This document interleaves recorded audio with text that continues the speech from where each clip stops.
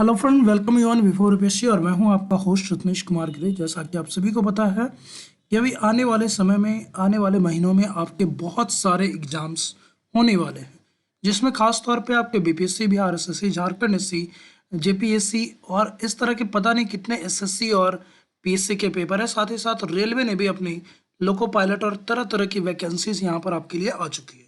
साथ ही साथ आपको पता होगा कि बिहार के शिक्षा विभाग ने जो पूर्व से आपके जो नियुक्त नियोजित शिक्षक हैं उनके लिए भी सक्षमता के एग्जाम की घोषणा कर दी है, जिसमें आपके तरह तरह के जनरल स्टडीज के और ज्योग्राफी, हिस्ट्री, इन सभी के सवाल आने वाले हैं।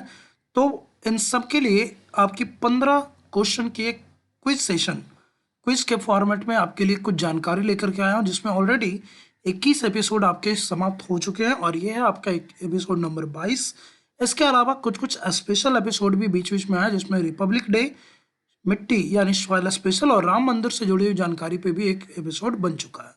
तो अगर आपने उन वीडियोस को नहीं देखा है तो आप प्लीज़ उनको गो थ्रू कर लें, एक बार देख लें। उससे आपको कुछ जानकारी मिलेगी, कुछ नई जानकारियां भी मिलेगी। साथ ही साथ आपकी जो पूर्व से जानकारी है उसको भी एक बार रिवीजन होने का काम आ जाएगा।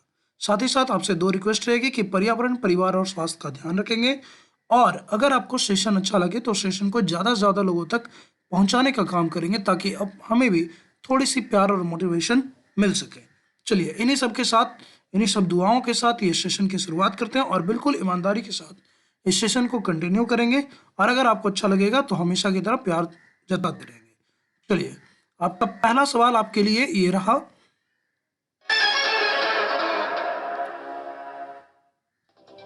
विच of the following is mismatch. Question आपके इंग्लिश में जरूर है, बट ये मैं आपको हमेशा की तरह बोल रहा हूँ कि हिंदी में इसको बिल्कुल आसानी से समझाता चलूंगा। आपको बताना है कि इन चारों जो आपको युग्म यहाँ पर दिख रहे हैं, चारों जो ऑप्शन दिख रहे हैं, इन चारों ऑप्शन में से कौन सी ऐसी जोड़ी है, कौन से ऐसे ऑप्शन है जो आपका मैच नहीं करते।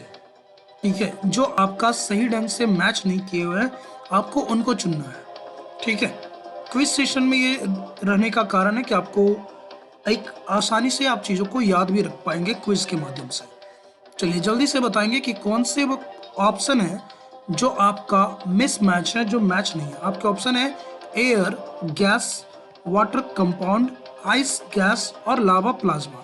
मेनली यहाँ पर आपको किसी वस्तु के बारे में बात की जा रही है और उसकी अवस्था की बात की जा रही है। जैसे यहाँ पर आपके पहले ऑप्शन को देखिए तो वायु यानी हवा की बात कर रहा है। क्या हवा गैसीय अवस्था में होता है? क्या जल आपके यौगिक अवस्था में होता है? क्या बर्फ आपके गैसीय अवस्था में होता है? क्या लावा आपकी प्लाज्मा अवस्था में होता है? अगर आपको इन चारों में से जो गलत लग रहा है आप उसको टिक आउट करेंगे। मैं समय को समाप्त कर रहा हूं और बिल्कुल ईमानदारी के साथ सेशन को शेयर भी करेंगे। चलिए, समय समाप्त हुआ दोस्तों, और आपका जो सही जवाब होगा वो है आपका ऑप्शन नंबर सी, बर्फ। ये देखिए, बिल्कुल इजी सवाल था आपके लिए। तो शुरुआत हमेशा की तरह इजी सवालों के साथ होगा। एयर, हवा आपको पता है कि बहुत सारे गैसों का मिश्रण है, और गैस जो होते हैं वो आपकी भौतिक अवस्था, तीसरी जो भौतिक अवस्था है उसमें होता है आपकी हवा। कंपाउंड की बात करें तो ये आपका पदार्थ की रासायनिक अवस्था है, जिसके बारे में आप जानते हो, तत्व यौगिक मिश्रण जो कि रासायनिक अवस्था होती है। तो जहां तक जल की बात कर रहा है तो जल आपका रासायनिक अवस्था में आपके जो है यौगिक के रूप में है, यानी यहाँ पर हाइड्रोजन और ऑक्सीजन जो है 2:1 के अनुपात में मिले हुए हैं। तो ये भी सही है। आपका ऑप्शन नंबर सी गलत है। आइस जो है यानी बर्फ, बर्फ जो है आपका ठोस अवस्था में होता है। तो याद रखिएगा, आपका ऑप्शन नंबर सी गलत है। और जो लावा है, जो धरती के अंदर से जब आपकी ज्वालामुखी फटती है तो वहां से जो लावा निकलता है, मैग्मा निकलता है, वो आपकी होती है चौथी तरल अवस्था में, जिसको बोलते हैं प्लाज्मा। तो चलिए, ये रहा आपका पहला सवाल। सवाल आपके समय के साथ थोड़े हार्ड होते चले जाएंगे। तो 1000 के सांकेतिक रुपए के लिए आपका सवाल ये हुआ कि साउंड इज अ खाली स्थान वेव, यानी आपको बताना है कि sound is a dot dot wave. कौन सा यहाँ पर ऑप्शन है जो इसमें सटीक फिल होगा? फिल इन द ब्लैंक्स का ये question. Sound is a dot wave, किस तरह का तरंग होता है ध्वनि, ये आपको बताना है। ध्वनि एक खाली स्थान तरंग है। आपके ऑप्शन है ट्रांसवर्स, जिसको हिंदी में बोलते हैं अनुप्रस्थ तरंग। आपके ऑप्शन नंबर बी है लॉन्गिट्यूडनल, जिसको हिंदी में बोलते हैं अनुदैर्घ्य तरंग। Option number C both A and B, यानी ये अनुप्रस्थ और अनुदैर्घ्य दोनों है। और option number D none of the above, इनमें से कोई नहीं। सवाल काफी इजी है बट फैक्चुअल है कि ध्वनि किस प्रकार की तरंग है। इस तरह के सवाल आपको देखने को मिल जाएंगे, खासतौर पर रेलवे, एसएससी और भी जो बैंकिंग लेवल के आपके एग्जाम है उसमें, और जो आप आने वाले सक्षमता एग्जाम देने जा रहे हो उन सब में इस तरह के सवाल आपको देखने को मिल जाएंगे। तो बताइए जल्दी से, ध्वनि किस प्रकार की तरंग है? अनुप्रस्थ, अनुदैर्घ्य, दोनों या दोनों में से कोई नहीं। चलिए समय को समाप्त कर रहा हूँ और आपका जो सही जवाब होगा दोस्तों वो होगा आपका option number B. Option number B, जिसको बोलते हैं आपका लॉन्गिट्यूडनल यानी अनुदैर्घ्य तरंग है ये। अनुप्रस्थ तरंग किसको बोलते हैं दोस्तों? तो याद रखिएगा, जिसमें माध्यम के कण किसी जगह के ऊपर नीचे इस तरह से अगर चलते हों, मान लो जैसे आप पानी में जब पत्थर डालते हो तो उसके तरंग कुछ इस तरह से बढ़ते हैं, तो ये होता है ट्रांसवर्स, ठीक है। लेकिन जो अनुदैर्घ्य है उसमें माध्यम के कण आगे पीछे होते हैं। जैसे आप स्प्रिंग को देखो तो स्प्रिंग को जब खींच के छोड़ो तो इस तरह से वो कंपन करता है, तो ध्वनि जो है वो इसी तरीके से चलती है। इसमें आपका सघन विरल ऐसे चलता है, जबकि ट्रांसवर्स वाले में आपका जो है आप देखोगे तो यहाँ शीर्ष और गर्द, ठीक है, उसका निर्माण होता है, यानी वो माध्यम के कण ऊपर नीचे होते हैं, जबकि अनुदैर्घ्य वाले में माध्यम के कण आगे पीछे कंपन करते हैं। तो इसका सही जवाब होगा दोस्तों आपका ऑप्शन नंबर बी, लॉन्गिट्यूडनल, जिसको बोलते हैं अनुदैर्घ्य। तो चलिए सेशन को शेयर करते जाएंगे और लाइक करते जाएंगे अगर अच्छा लग रहा हो तो। नेक्स्ट क्वेश्चन की तरफ बढ़ते हैं। अब आपका ज्योग्राफी का एक अच्छा सा सवाल है। ये सारे के सारे सवाल आपके सभी एग्जाम में आपके इंपॉर्टेंट होने वाले हैं और मैं डिस्कशन भी करता चल रहा हूँ। ज्योग्राफी का एक सवाल है दोस्तों कि which of the following is a trans Himalayan mountain range. Trans का मतलब होता है दोस्तों पार, ठीक है, यानी इसमें से इन चारों पर्वत श्रृंखलाओं में से चारों पर्वत मालाओं में से वह कौन सी पर्वत श्रृंखला है जो हिमालय पार की श्रृंखला है।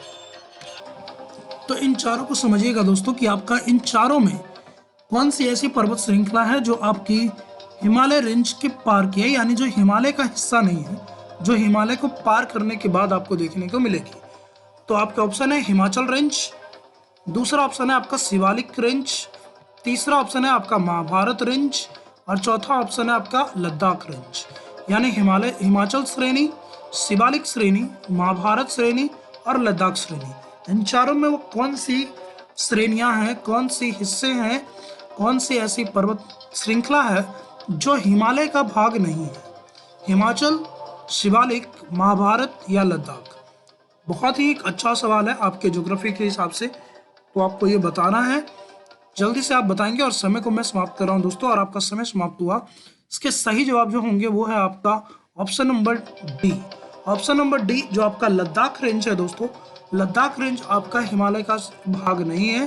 तो याद रखिएगा, हिमालय वाले में आपका आता है, सबसे ऊपर में है आपका ग्रेट हिमालय, उसके बाद आपको देखने को मिलेगा हिमाचल वाला क्षेत्र जिसमें आपको महाभारत श्रेणी भी दिखेगी, और नीचे वाले में आप देखोगे तो शिवालिक जो है वो देखने को मिल जाती है। आपके हिमालय पार वालों में याद रखिएगा, एक है आपका जास्कर श्रेणी, फिर आपका उसके बाद लद्दाख श्रेणी और उसके ऊपर है आपका काराकोरम श्रेणी। तो इन तीन श्रेणियों को याद रखिएगा। उसके बाद भी अगर बात करें तो कैलाश श्रेणी, तो कैलाश, काराकोरम, लद्दाख और जास्कर, ये चारों जो श्रेणियां हैं ये हिमालय पार के श्रेणी है। यानी अगर कभी आपसे पूछ दे कि लद्दाख के पर्वत हिमालय का हिस्सा है या नहीं, तो बिल्कुल नहीं, ये आपके हिमालय पार के श्रेणियां हैं। चलिए नेक्स्ट क्वेश्चन की तरफ चलते हैं।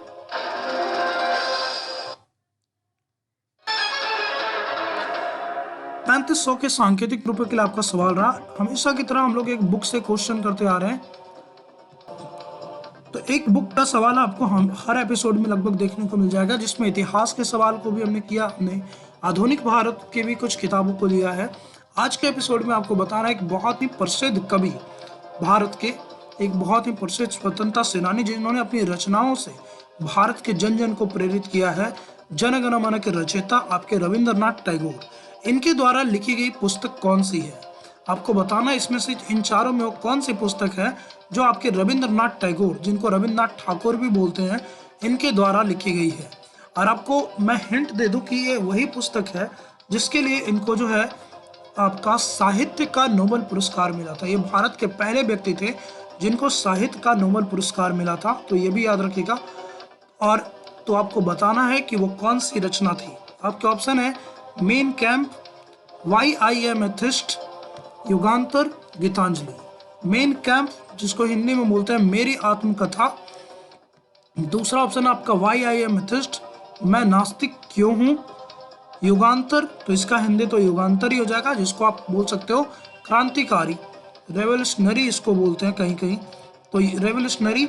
और गीतांजलि, तो गीतांजलि ही रहेगा, गीतों की माला या गीत की अंजलि। ठीक है, तो आपको बताना है कि यहाँ पर रविन्द्रनाथ टैगोर द्वारा लिखी गई वो प्रसिद्ध पुस्तक जिसके लिए उनको साहित्य का नोबेल पुरस्कार मिला था। Mein Kampf, why I am atheist, Yugantar, Gitanjali. जल्दी से आप अपने जवाब करेंगे और मैं समय को समाप्त कर रहा हूँ दोस्तों। समय समाप्त हुआ और आपका जो सही जवाब होगा वो है यहाँ पर Gitanjali. Option number D, Gitanjali जो है ये आपका रविन्द्रनाथ टैगोर की रचना है और ये इन्होंने किया था आपका लगभग शांति निकेतन वाले क्षेत्रों में, जो इनका प्रसिद्ध स्थान था। और इसी पुस्तक के लिए इनको साहित्य का नोबेल पुरस्कार भी मिला, तो याद रखिएगा।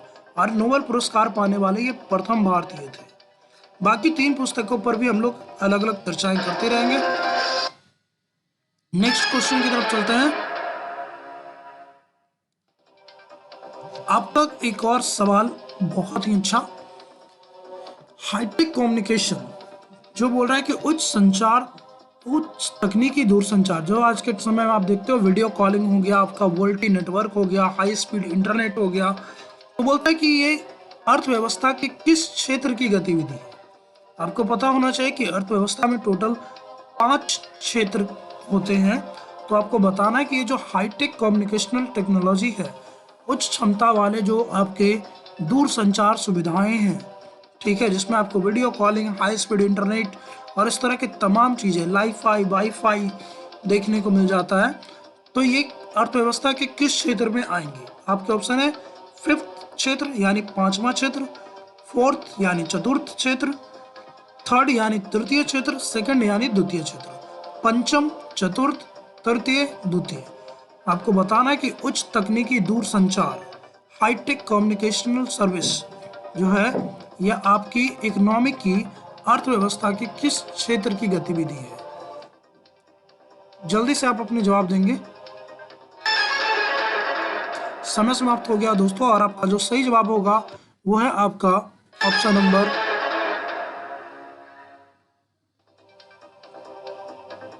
नंबर बी, जिसको बोलते हैं 4th। ठीक है, तो वैसे तो जो भी आपकी सर्विसेज हैं, जिसमें भी आपको किसी सामान के बदले में सेवाएं दी जाती है, वो तृतीय में आता है। लेकिन अगर आप देखोगे तो इस तृतीय क्षेत्र को भी आपके 3 भागों में बांट दिया। जो सामान्य सेवा है वो तृतीय में आता है, जो आपकी हाईटेक कम्युनिकेशन सर्विस है जिसमें आपकी बहुत ही उच्च क्षमता वाले दूर संचार सुविधाएं हो गए, कंप्यूटर सर्विस हो गया, ये आपके 4th में आते हैं।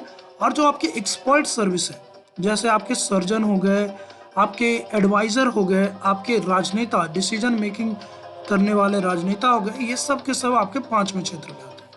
तो आपको याद रखिएगा अर्थव्यवस्था के कुल 5 क्षेत्र है। द्वितीय क्षेत्र में आपका आएगा विनिर्माण, जिसमें आप देखते हो जिसमें आपको किसी न किसी तरह का सामान मुहैया कराया जाता है, चाहे वो चिप्स का छोटा पैकेट हो, चाहे बड़ा से बड़ा घर या होटल हो। तो आपको बताना है, याद रखिएगा इन सारी चीज़ों को। अब जल्दी से आप बताएंगे कि अर्थव्यवस्था के प्रथम क्षेत्र में, पहले क्षेत्र में कौन कौन से व्यवसाय आते हैं। कमेंट सेक्शन में आप बताते जाएंगे अर्थव्यवस्था के प्रथम क्षेत्र में कौन कौन सी गतिविधियां आती है, ये चीज़ कमेंट सेक्शन में आप बताते चलेंगे। चलिए नेक्स्ट क्वेश्चन की तरफ चलते हैं। हिंट वाला एक सवाल जिससे माध्यम से आप भारत के अलग अलग क्षेत्रों को जान पाओगे। तो आपको 3-4 हिंट दिए जाएंगे और आपको गेस करना है उस राज्य या केंद्रशासित प्रदेश को। पहला हिंट देखिए, तो मैं इसको एक बार गो थ्रू पढ़ देता हूँ। बोल रहा है कि दिस स्टेट और UT having the eastern extension of Himalaya, it share the border with bay of Bengal, sentinel, Jarawa are the main tribe, it having India's only volcanic island. अब मैं इसको समझा दे रहा हूँ आपको हिंदी में। बोल रहा है, पहला ये बोल रहा है कि इस राज्य या केंद्र शासित प्रदेश के बारे में कि यहाँ पर आपको हिमालय का पूर्वी विस्तार देखने को मिल जाएगा, यानी हिमालय इस क्षेत्र में देखने को मिलेगा। ये जो क्षेत्र है हिमालय का पूर्वी विस्तार है। दूसरा बोल रहा है, दूसरा हिंट, कि इस जो क्षेत्र है, इस राज्य या केंद्र शासित प्रदेश की जो सीमा है ये बंगाल की खाड़ी से जुड़ती है। तीसरा बोल रहा है कि सेंटिनेल और जरावा यहाँ की मुख्य जनजातियां हैं, इंडिजिनस जो यहाँ की नेटिव, यहाँ की प्रमुख जनजातियां हैं। और चौथा बोल रहा है कि यहाँ पर आपको भारत का इकलौता ज्वालामुखी द्वीप देखने को मिल जाएगा जिसका नाम है बैरन आइलैंड। तो आप जल्दी से बताएंगे कि वह कौन सा राज्य या केंद्र शासित प्रदेश है जो इन सभी खूबियों से लैस है। हिमालय का पूर्वी विस्तार, दूसरा आपका बंगाल की खाड़ी के साथ सीमा साझा, सेंटिनेल और जरावा यहाँ की मुख्य जनजाति, और भारत का इकलौता ज्वालामुखी द्वीप। ये चारों के चारों विशेषताएं भारत के किस राज्य या केंद्र शासित प्रदेश की है? आपके ऑप्शन है दिल्ली, अंडमान निकोबार, चंडीगढ़ या मणिपुर। जल्दी से आप अपने जवाब कमेंट सेक्शन में करेंगे और मैं समय को समाप्त कर रहा हूँ। आपका समय समाप्त हुआ दोस्तों, और आपका सही जवाब जो होगा वो है आपका मणिपुर। नहीं, मणिपुर नहीं है, ये है आपका अंडमान निकोबार। ठीक है, तो अंडमान निकोबार जो कि बंगाल की खाड़ी में आपको देखने को मिल जाएगा। वैसे तो यहाँ पर 500 से भी ज़्यादा द्वीप देखने को मिल जाएंगे, लेकिन यहाँ पर मुख्यतः पहले 36 में ही आपकी आबादी थी। अभी के समय में देखोगे तो लगभग 87 ऐसे द्वीप हैं जिसपे हम लोग धीरे धीरे या तो हमारी सेना या फिर लोग जो है निवास करते हैं। तो याद रखिएगा, अंडमान निकोबार बहुत ही इम्पोर्टेंट है हमारे जलवायु, हमारे सामरिक स्थिति से। चलिए नेक्स्ट क्वेश्चन की तरफ चलते हैं और सेशन को शेयर करते जाएंगे। अच्छा लग रहा हो तो लाइक करते जाएंगे और कमेंट सेक्शन में अपनी प्रतिक्रिया, अपने सुझाव अपने देते जाएंगे। चलिए अगले सवाल की तरफ चलते हैं। एक और इम्पोर्टेंट योजना, हृदय योजना। ठीक है, आपको बताना है कि हृदय योजना जो केंद्र सरकार की प्रमुख योजनाओं में से एक है, तो आप बताएंगे कि इसका मुख्य लक्ष्य क्या है। हम लोग हर एपिसोड में एक एक योजनाएं के बारे में यहाँ पर कर रहे हैं क्योंकि वो भी आपके एग्जाम पर्पज से इम्पोर्टेंट है। हृदय योजना जो है इसका मुख्य लक्ष्य क्या है? आपके ऑप्शन है free heart surgery to children या चाइल्ड पेशेंट, यानी जब छोटे बच्चे जिनको हृदय में किसी तरह की समस्या है तो उनका फ्री ऑफ कॉस्ट ट्रीटमेंट कराया जाएगा, फ्री ऑफ कॉस्ट उनका ऑपरेशन कराया जाएगा। दूसरा ऑप्शन है development of infrastructure in historical city, यानी वैसे शहर जो आपके ऐतिहासिक धरोहर है या धार्मिक शहर है उनके मुख्य क्षेत्र में, उस स्थान के मुख्य क्षेत्र में आपका विकास काम को करना, यानी इंफ्रास्ट्रक्चर, आवागमन, रोड, आपकी पेयजल, स्वास्थ्य, सैनिटेशन, इन सब की सुविधाओं को मुहैया कराना। तीसरा ऑप्शन बोल रहा है free religious tour of senior citizen, जो आपकी बुजुर्ग लोग हैं इनको धार्मिक देशों का, धार्मिक स्थानों का दर्शन कराना ताकि उनका जो हृदय है जीवन के आखिरी पड़ाव में अपने मुख्य आराध्य देवों से जुड़ सके। और चौथा connecting 24/7 service between Haridwar and Ayodhya, बोल रहा है कि हरिद्वार जहां से आपकी गंगा आपके मैदानी क्षेत्रों में प्रवेश करती है और अयोध्या जो आपको पता है रामलला की जन्मभूमि है, तो इन दो प्रमुख शहरों को आपस में जोड़ने के लिए, हरिद्वार और अयोध्या को आपस में जोड़ने के लिए 24 घंटे 7 दिन आपकी अच्छी सेवा मुहैया हो सके, इसके लिए आपका रोड और रेलवे की तरफ से इंफ्रास्ट्रक्चर विस्तार, ये आपको बताना है कि इन चारों में वह कौन से ऑप्शन है जो हृदय योजना को परिभाषित करते हैं। छोटे बच्चों में हृदय संबंधी बीमारियों का फ्री उपचार, आपके हिस्टोरिकल, ऐतिहासिक और धार्मिक क्षेत्रों में आपका जो इंफ्रास्ट्रक्चर है, तकनीकी एवं आपकी जो आधारभूत संरचना है उसका विकास, जो बुजुर्ग लोग हैं उनको धार्मिक टूर करवाना, धार्मिक दर्शन कराना ताकि उनका हृदय अपने आराध्य से जुड़ सके, और हरिद्वार और अयोध्या के बीच सुगम और 24 घंटे 7 दिन अच्छी कनेक्टिविटी मेंटेन करने के लिए उपाय करना या योजना शामिल करना। जल्दी से आप अपने जवाब कमेंट सेक्शन में करेंगे, मैं समय को समाप्त कर रहा हूँ। और आपका सही जवाब होगा दोस्तों, ये है आपका option number B. Option number B Hriday Yojana. इसमें आपकी वैसे क्षेत्र जहां जो कि ऐतिहासिक या धार्मिक रूप से महत्वपूर्ण है, वहां पर आपकी स्वास्थ्य, आपकी नाइट स्टे होटल्स, आपके जो समझ लो कि रोड, आवागमन की सुविधा, पेयजल, चिकित्सीय व्यवस्था, इन सबको उपलब्ध कराना ही इस योजना का मुख्य लक्ष्य है, ताकि ज़्यादा से ज़्यादा उस जगह को प्रमोट किया जा सके। याद रखिएगा। साथ ही साथ आपके लिए यह स्कीम भी इम्पोर्टेंट है, क्योंकि बिहार सरकार ने, ये स्पेशली बिहार की स्कीम है दोस्तों, जहाँ पर अभी मैं कर्सर दिखा रहा हूँ आपका ऑप्शन नंबर ए, यहाँ पर आपको सरकार ने, बिहार सरकार ने ये घोषणा कर रखी है बहुत पहले से कि वैसे छोटे बच्चे जिनके हृदय में किसी तरह का छेद है और उनको ऑपरेशन की आवश्यकता है, तो इसमें काफ़ी पैसे खर्च होते हैं। तो इसके लिए बिहार सरकार ने ऐसा ही एक स्कीम लाया है जिसको बोलते हैं बाल हृदय योजना। तो हृदय योजना आपका अलग है, बाल हृदय योजना अलग है, लेकिन आपके लिए दोनों के दोनों ही महत्वपूर्ण है, याद रखिएगा। बाल हृदय में बच्चों के हृदय संबंधी रोगों का उपचार, जबकि हृदय में आपकी आधारभूत संरचना का विकास होगा। चलिए नेक्स्ट क्वेश्चन की तरफ चलते हैं।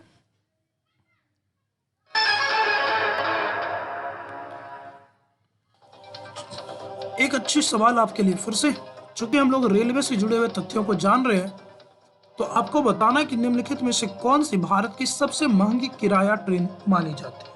Which of the following is considered as India's most expensive fare train?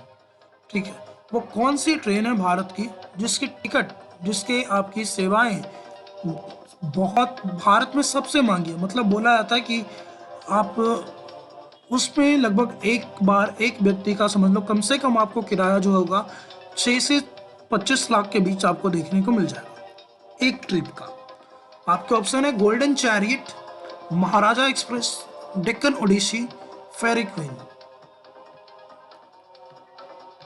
जल्दी से आप कमेंट सेक्शन में जवाब देंगे कि भारत की सबसे महंगी किराया ट्रेन कौन है। गोल्डन चैरियट, आपके महाराजा एक्सप्रेस, डेक्कन ओडिसी, फेरी क्वीन। जल्दी से आप जवाब देंगे। और ये है भारत की सबसे महंगी ट्रेन। नाम से भी आप चाहो तो गेस कर सकते हो, गोल्डन चैरियट, स्वर्णिम रथ जिसको बोलते हैं। महाराजा एक्सप्रेस नाम से ही जान रहे हो। डेक्कन ओडिसी जो आपकी दक्कन क्षेत्र के लिए आपका स्वर्णिम इतिहास को बताती है। और फेरी क्वीन, ठीक है, ये आपको बताना है कि चारों में सबसे महंगी ट्रेन कौन सी है किराया वाइज। इससे पहले हम लोगों ने भारत की सबसे लंबी, सबसे फास्ट और सबसे लंबी दूरी की ट्रेन हम लोगों ने कर रखी है। तो सारे सेशन आपके लिए इंपॉर्टेंट है, क्योंकि सब में कुछ ना कुछ इंपॉर्टेंट है। चलिए आप जवाब की तरफ चलते हैं। आपका जो सही जवाब होगा दोस्तों, यह आपका महाराजा एक्सप्रेस। ध्यान से सुनेंगे, सबसे महंगी ट्रेन जो है आपकी वो है महाराजा। तो आप बोलोगे सर ये दूसरा क्यों आपका हाइलाइटेड है? ये इसलिए क्योंकि गोल्डन चैरियट अभी अभी आपके 2 साल पहले शुरू हुई है, और माना यह जा रहा है कि जब ये आपका 1-2 साल बाद इसमें और भी सुविधाओं को बढ़ाया जाएगा, तो फिर ये महाराजा से भी ज़्यादा महंगी हो जाएगी। तो अगर आपसे ये पूछे कि भारत की वर्तमान समय की सबसे महंगी ट्रेन कौन है, तो महाराजा। लेकिन आपको ये पूछे कि भारत की सबसे, ध्यान से सुनिएगा मेरी बात को, सबसे महंगी किराया ट्रेन अभी के टाइम में कौन है, तो महाराजा, ठीक है। लेकिन सबसे लग्जरी ट्रेन कौन है, तो पहले ये महाराजा ही था, लेकिन अभी इसको रिप्लेस कर दिया है किसने, गोल्डन चैरियट ने। तो अगर सबसे महंगा पूछे तो महाराजा, सबसे लग्जरियस ट्रेन पूछे तो याद रखेंगे गोल्डन चैरियट, ठीक है, ये आपका याद रखेंगे। चलिए नेक्स्ट क्वेश्चन की तरफ चलते हैं। ये आपकी सबसे नई भी है गोल्डन चैरियट। चलिए अंग्रेज की तरफ चलते हैं। बोला जा रहा है कि which of the following is not correct about the Pitt's India act 1784।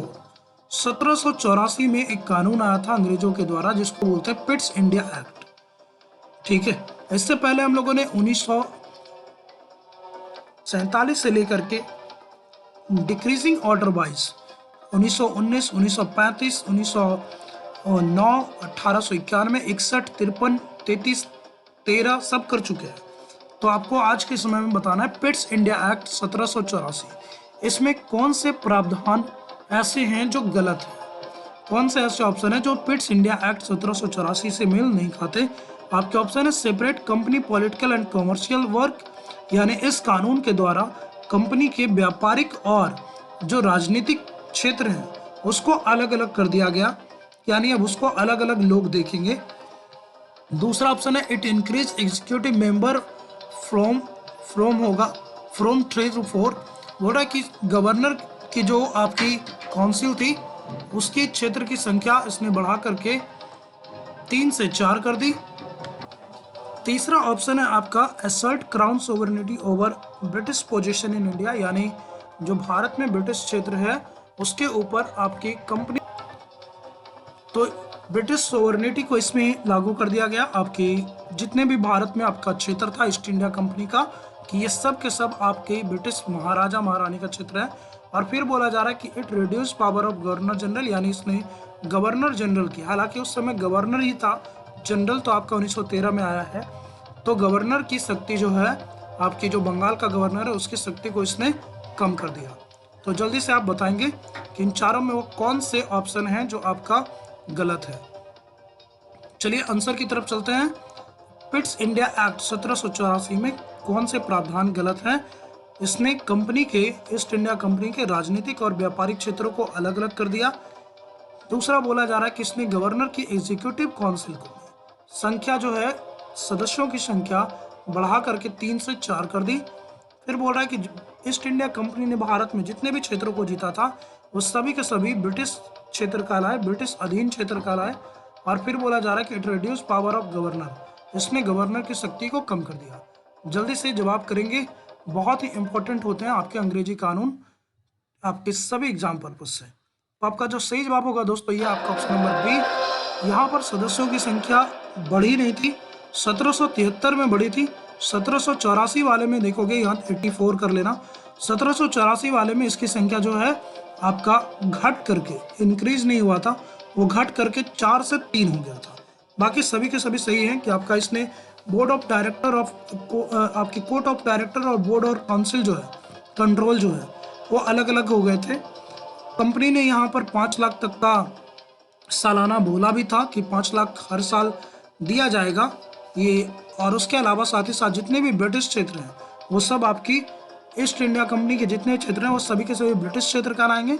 और फिर बोल रहा है कि इसने गवर्नर की शक्ति को कम किया था। चलिए नेक्स्ट क्वेश्चन की तरफ चलते हैं।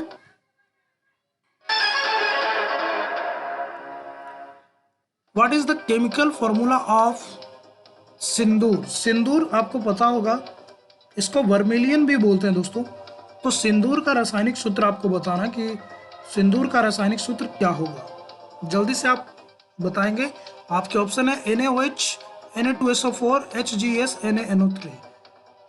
जल्दी से बताते जाएंगे कि सिंदूर का रासायनिक नाम। एक्चुअली सिंदूर जो है ये सल्फेट होता है, तो आप उस तरह से भी गेस कर पाएंगे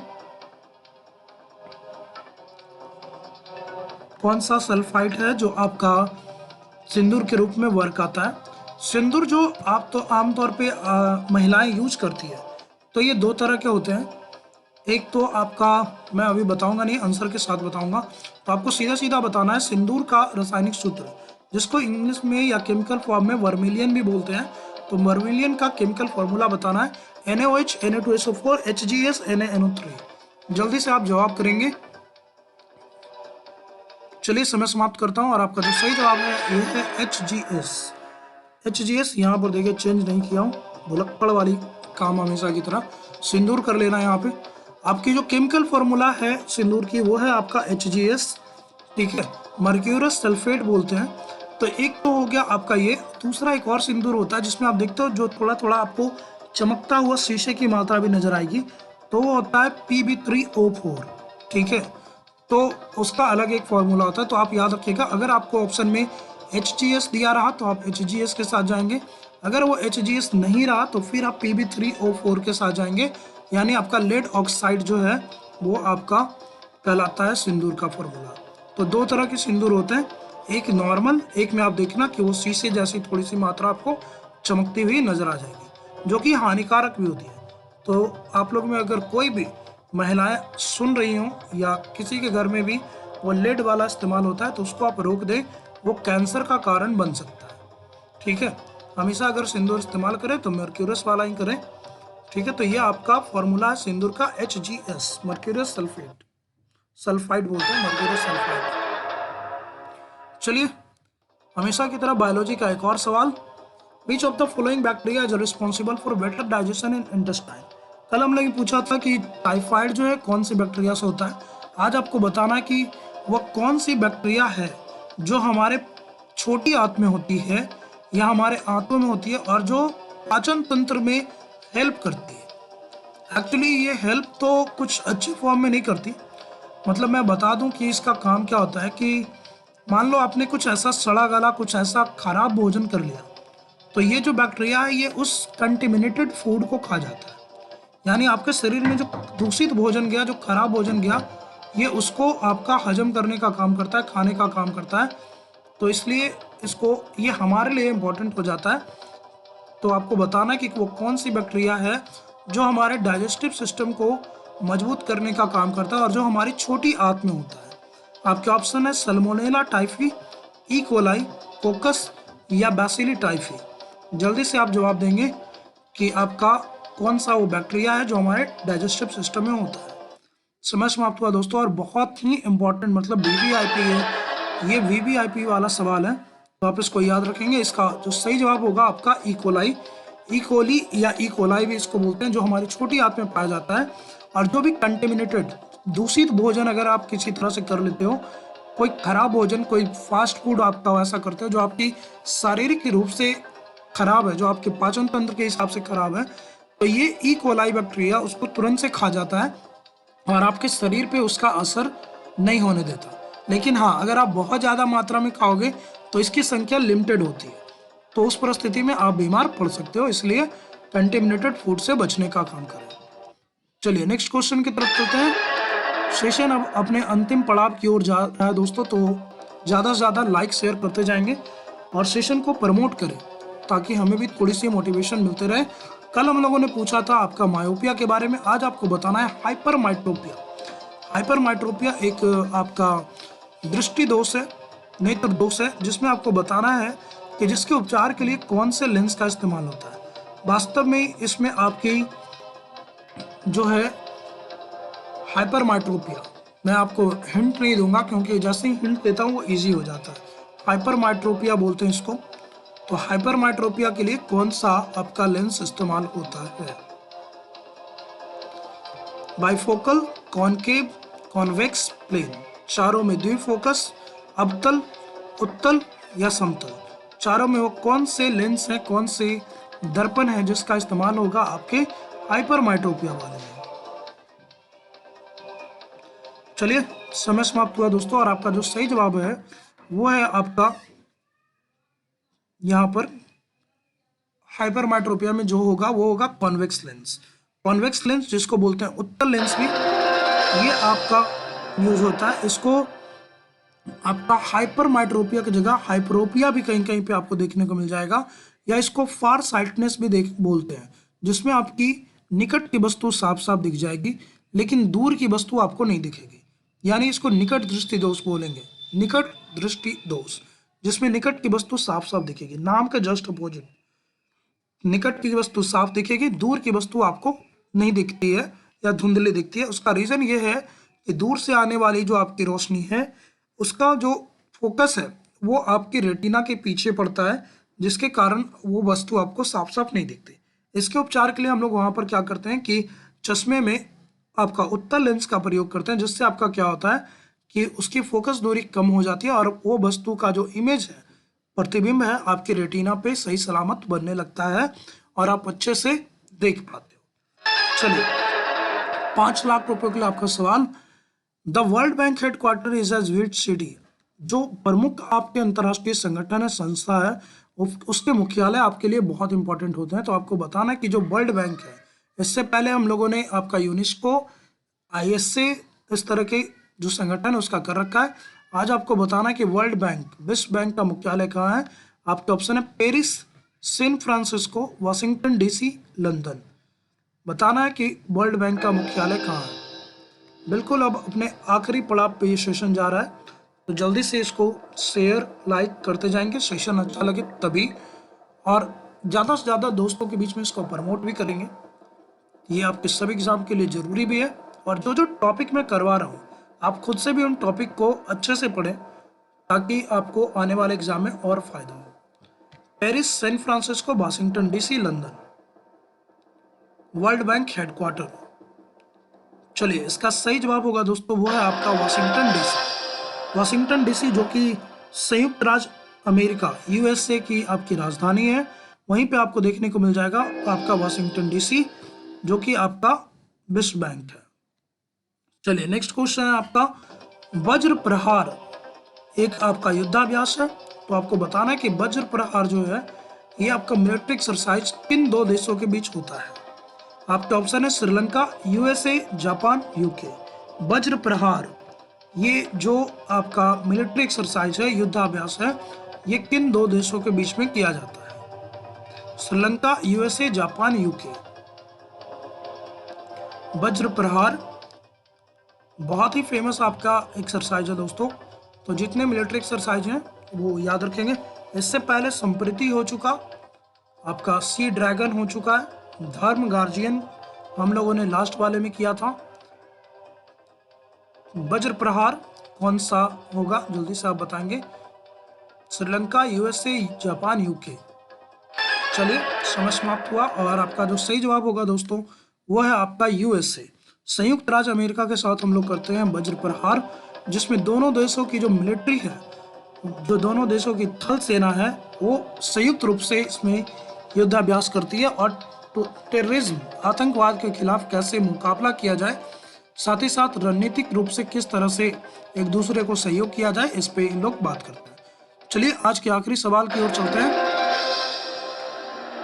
एक सम्मेलन हमेशा की तरह, तो आपको बताना है कि G20 summit, group of 20 nation, 20 देशों का एक समूह है जिसको बोलते हैं G20। तो बताना है आपको कि G20 सम्मेलन 2023 जो कि 20 देशों का, 20 प्रमुख देशों का या प्रमुख इकोनॉमी का, अर्थव्यवस्था का एक सम्मेलन है।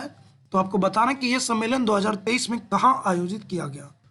जल्दी से आप कमेंट सेक्शन में बताएंगे कि ये जो G20 है, जो 20 प्रमुख अर्थव्यवस्था का आपका समूह है, जो इस सम्मेलन के बाद G20 ना रह के G21 हो गया। अगली बार उस पर भी सवाल आएगा कि कौन सा जुटा है। फिलहाल आप ये बताएंगे कि ये जो G20 समिट 2023 है, ये किस देश में आयोजित किया गया। ये वास्तव में 20 दुनिया के शीर्ष 20 बड़े अर्थव्यवस्था का एक समूह है जो भविष्य को लेकर के अपनी नीतियों का निर्माण करता है कि किस तरह से सतत विकास किया जाए। आपके ऑप्शन है Geneva Switzerland, Stockholm Sweden, new Delhi India, Bali Indonesia.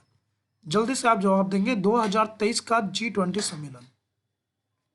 चलिए सेशन आपका आखिरी सवाल है तो जल्दी से इसको कंटिन्यू करेंगे, समय समाप्त हो रहा है। और आपका जो सही जवाब होगा दोस्तों वो है आपका न्यू दिल्ली इंडिया।